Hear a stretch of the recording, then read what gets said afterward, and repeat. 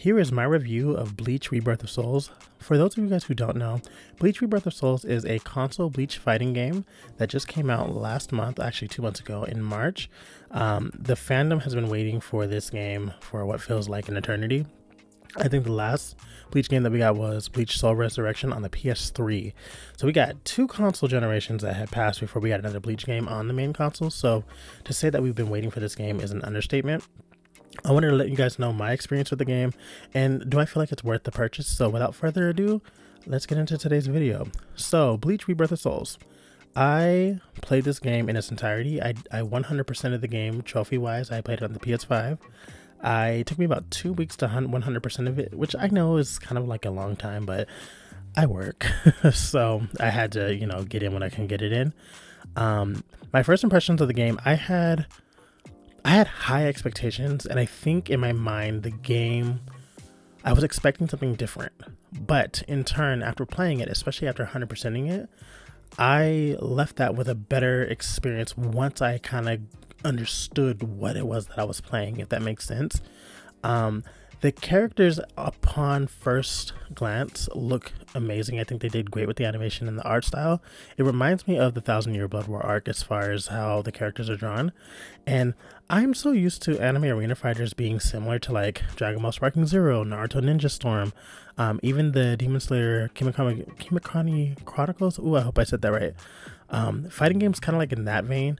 Even the Jump Forces. So when I played Bleach Rebirth of Souls, the game doesn't play like that, and I think at first I was kind of like not disappointed, but just like, oh, I don't know how this is gonna go. And it took me a couple of matches. I think I had to go through practice mode and really learn the controls, the buttons, and kind of like, the win conditions. A lot of this game, there's win conditions. There's certain things that you need to do to set up your victory, and it forces you to play in a way that's not that I'm not used to. I'm used to just kind of, if I can be honest, I'm used to button mashing. I'm used to just keeping up a steady assault on my opponent and not letting them get up and just being really, really aggressive. Whereas in this game, you kind of have to think before you just blindly attack, because you will get punished. And one thing I love about this game is that there's a back and forth with the game. It's not like, it can be one-sided if there's like a huge skill gap, but for the most part, I feel like if you play enough, you practice enough, most fights will be a back and forth. And me and my friend Aaron, we play a lot. I'm talking like we've probably put up in about 10 to 15 hours, 20 hours together. And he also works. He's got kids, but we make it work. He uses Ikaku and I use Byakuya. And in my personal opinion, I think Byakuya is league stronger than Ikaku in the show. But in the video game, Ikaku actually kind of, he holds his own. And his Bankai, and I'm only about talking about Ikaku because my friend Aaron uses them, and it just irks me anytime he goes Bankai. His Bankai is a problem. It's a threat. And there's just something very like funny about it, because we're like arguing back and forth as we're playing. We're talking our mess, and there's something really fun about playing online with friends, especially if they're using their favorite characters. And you feel like you're actually like that character.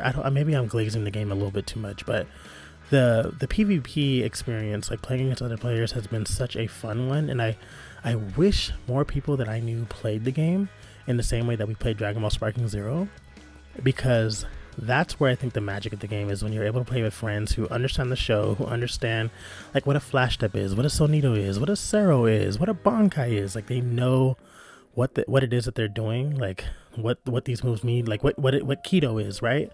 If you understand the mechanics of like the show and you're playing the game, I think it's just so cool when you're seeing like these attacks fire off. I just to put it out there, like the playing with friends, that's where the game really shines.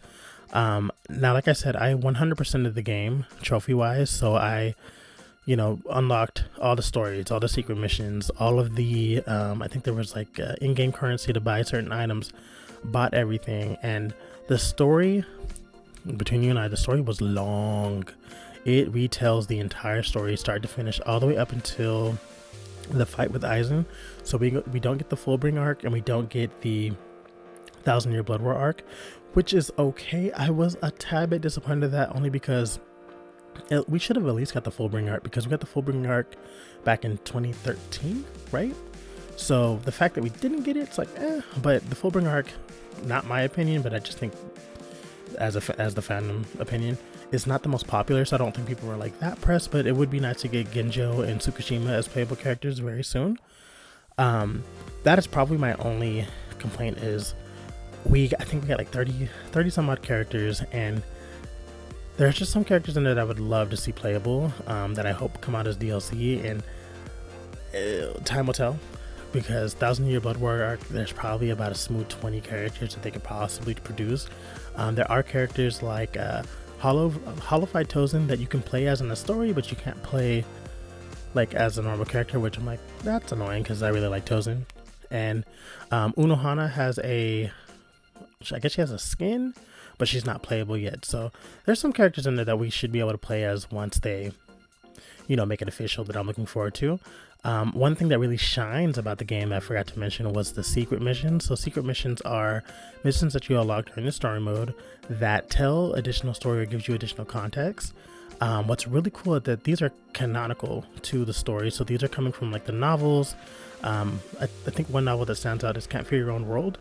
So Tozen, I beat his, and obviously they had some additional backstory for that. I know Haribel, she had a really cool one. Gin has a really incredible secret mission. So those are really fun for you diehard Bleach fans who maybe don't feel like reading the novels. You might actually get an actual bonus read. Oh, Hisagi gets a really cool secret mission too. So those are some things that I would say, if you're a really big Bleach fan, check that out, because that's going to be your bread and butter. It took me, like I said, 2 weeks to 100% the game, and so secret missions I think took the majority of my time, because I had to go. My thing is I rushed through games, so I wasn't paying attention to the win conditions, and so to get the secret missions you have to do the win conditions. So don't be like me, slow down, read, take your time, so you don't have to go back and do everything all over again. It'll save you some time. Last but not least, my overall opinion of the game, if I were to rate it, I would rate it a 7 out of 10. What really, for me, and I mentioned earlier, what brought this game to life is the PvP. Like, playing with other people really brings this game alive. There's something that just happens when you're playing with another person where the gameplay, it clicks. It really feels fluid, and I think if you play it by yourself, you're not going to have that same experience. There are some quality of life things that I would like to see, but I got to give the developers credit. Like, they built this game from the ground up. They had to create their own system.